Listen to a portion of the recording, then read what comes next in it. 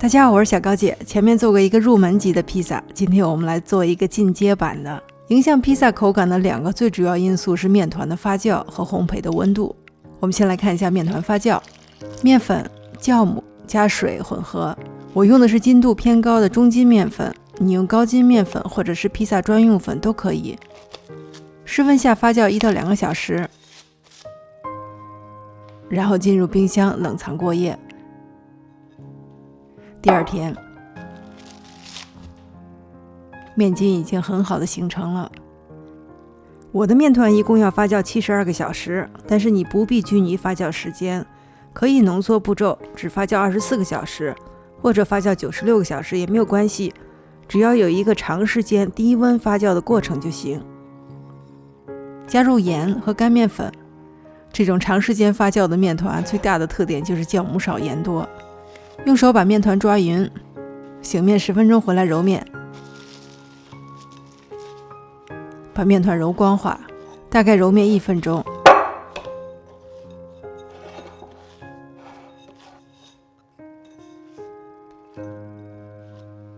盖上保鲜膜，继续冰箱冷藏过夜。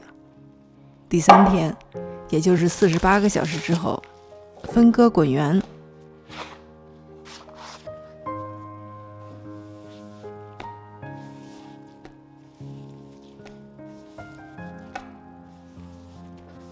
长时间发酵的面团呢，一般不沾塑料。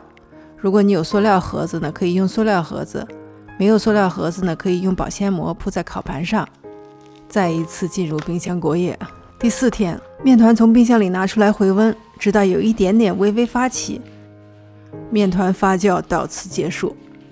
我们来看一下披萨的配料，这是意大利产的西红柿，它的味道非常浓郁。直接打碎了就可以当酱用，没有的话呢，用自己喜欢的披萨酱代替。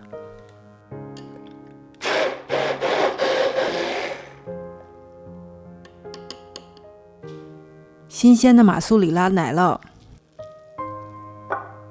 罗勒叶、橄榄油、帕玛森奶酪、黑胡椒和盐。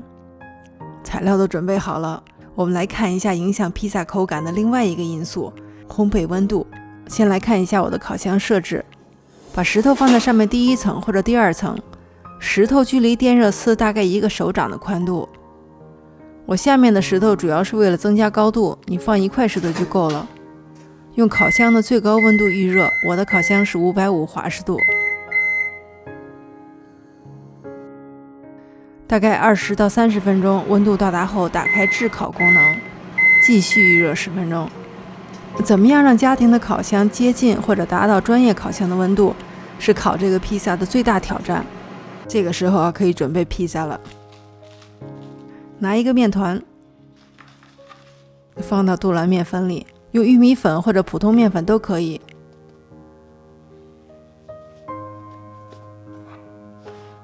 用手指从中间开始压，把气泡压到边缘。如果有大气泡呢，可以撕破，然后把它的边界压明显。拿起来，手指轻轻合拢，用手背扯面饼的边缘，顺着面筋的力量扯开一点，然后换一个方向继续扯，不要去扯中间，不然中间会非常薄，容易破开。大概这个大小。涂上酱。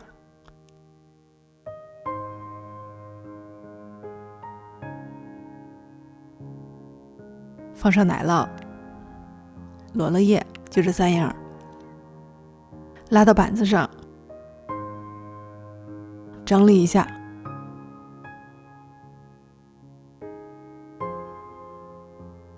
放入烤箱2分半钟。这个烤制的时间比我们上一次烤披萨的时间缩短了1半还多。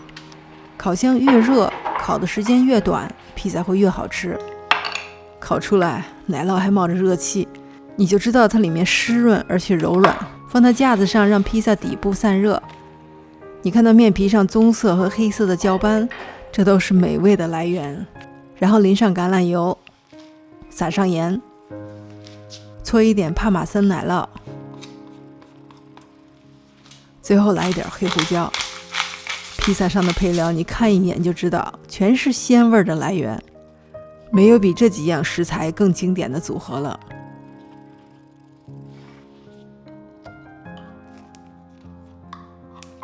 2分半的烘焙时间，它有焦酥的外皮和大泡泡的组织结构。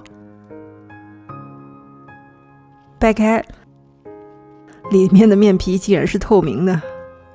长时间低温发酵给面皮带来的变化，你是可以看到的，也是可以品尝到的。历经72个小时和不知道几百度的高温，加上经典的配料组合，它不会辜负你的。我是小高姐，谢谢大家收看，我们下期再见。